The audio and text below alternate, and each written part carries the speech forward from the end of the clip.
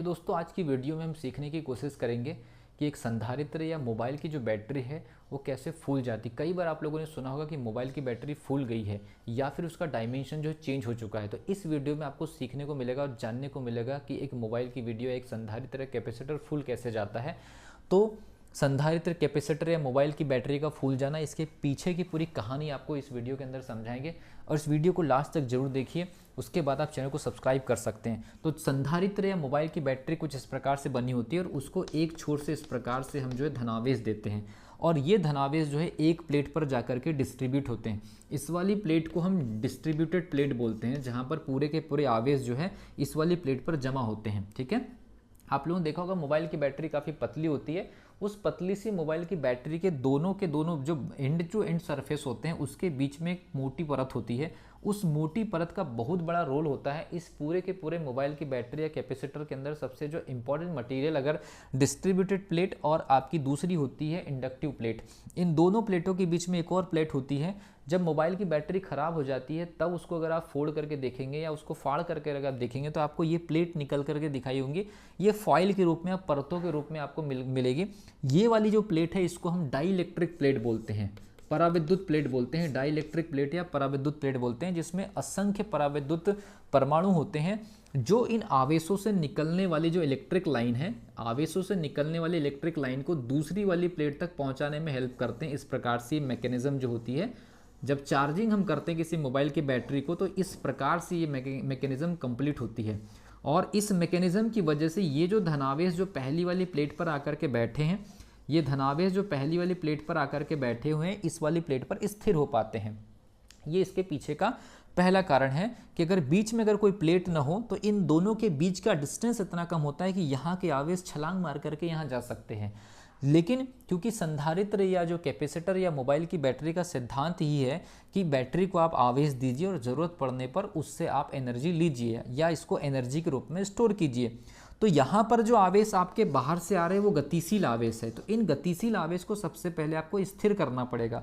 स्थिर करने के लिए, उसे स्टेबल करने के लिए एक डिस्ट्रीब्यूटेड प्लेट के सामने आपको डाइलेक्ट्रिक प्लेट लगानी पड़ेगी। वो हमने लगा दी। जब डाइलेक्ट्रिक प्लेट हमने लगा दी तो ये जो इलेक्ट्रिकल चार्ज है ये मूवमेंट नहीं कर पाएंगे, ये गति नहीं कर पाएंगे, और जब गति नहीं कर पाएंगे तो उनको स्थिर होना पड़ेगा। वो जब स्टेबल हो जाएंगे तो अपने आप ही इलेक्ट्रिक लाइन उनके अंदर से बाहर आएगी। उन इलेक्ट्रिक लाइन को आगे जाने के लिए परमिशन कौन देता है? वो होते हैं डाइलेक्ट्रिक प्लेट में पदार्थ जो रहते हैं या परमाणु होते हैं, वो इलेक्ट्रिक लाइन को आगे जाने देते हैं लेकिन आवेश को आगे नहीं जाने देते। जब वो आवेश आगे नहीं जाते तो इलेक्ट्रिक लाइन आगे जाती है और जब उसको यहाँ पर कोई धातु की प्लेट मिलती है तो वो इलेक्ट्रिक लाइन जहाँ पर भी जाती है वो निगेटिवली चार्ज वाला लोकेशन क्रिएट होता है। और ये पूरी जो प्रक्रिया है, जो पूरी प्रोसेस होती है, ये प्रेरण कहलाती है या आवेश का इंडक्शन कहलाती है। और इस प्रकार से आवेश स्थिर होते हैं और एनर्जी जो है इलेक्ट्रिक लाइन के रूप में स्टोर रहती है और हम जब उसको इस्तेमाल करते हैं तो वो मोबाइल में एनर्जी के रूप में इस्तेमाल होती है। लेकिन सवाल ये है कि बैटरी का फूल जाना क्या होता है? तो अगर मान लीजिए लगातार मोबाइल की बैटरी को चार्जर से कनेक्ट रखने और मान लीजिए उसकी जो सेफ्टी है, अगर वो अच्छे से, अगर मान लीजिए डिज़ाइन नहीं की गई है या उसको अच्छे तरह से मैन्युफैक्चर नहीं किया गया है और ये जो बीच में डाइलेक्ट्रिक मटेरियल अगर उस क्वालिटी का नहीं लगा है तो हाई इंटेंसिटी या हाई पावर की वजह से या हाई वोल्टेज की वजह से इसकी अगर मान लीजिए कोई लेयर अगर मान लीजिए बीच में से अगर ब्रेक हो गई तो इस टनल के अंदर से कुछ पॉजिटिव चार्ज, याद रखिए, इस टनल के अंदर से कुछ पॉजिटिव चार्ज सामने वाली प्लेट पर जाके बैठ जाते हैं। सामने वाली प्लेट पर अगर जाके बैठ गए तो जो प्रेरण के लिए, जो इंडक्शन के लिए जो स्पेस वहाँ पर अवेलेबल था वो धीरे धीरे कम होते चले जाता है और ऐसी बैटरी लगातार इस लीकेज की वजह से धीरे धीरे अपनी फ्रंट वाली जो प्लेट है उस पर पॉजिटिव चार्ज के लिए स्पेस बढ़ाता चले जाता है। और एक ऐसी स्थिति आ जाती है कि इस तरफ जितने पॉजिटिव चार्ज डिस्ट्रीब्यूट होते हैं उसके कंपैरिजन में लगभग 70 to 80% जब इस तरफ में आपके आवेश जो है डेवलप होने लगते हैं, क्योंकि अब यहाँ पर प्रेरण की जगह आवेश ट्रांसफर होने लगा है और यहाँ पर जब दो धनावेश आमने सामने आ जाते हैं तो ये एक दूसरे को क्या काम करने की कोशिश करते हैं?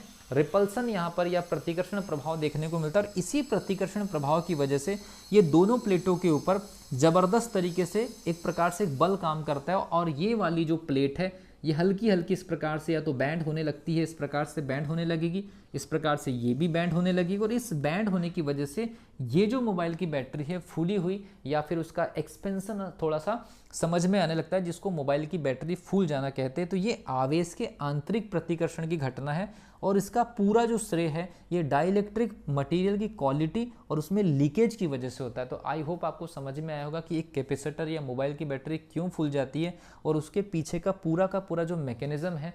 अगर आपको समझ में आया तो ये वीडियो को शेयर जरूर करिए, चैनल को सब्सक्राइब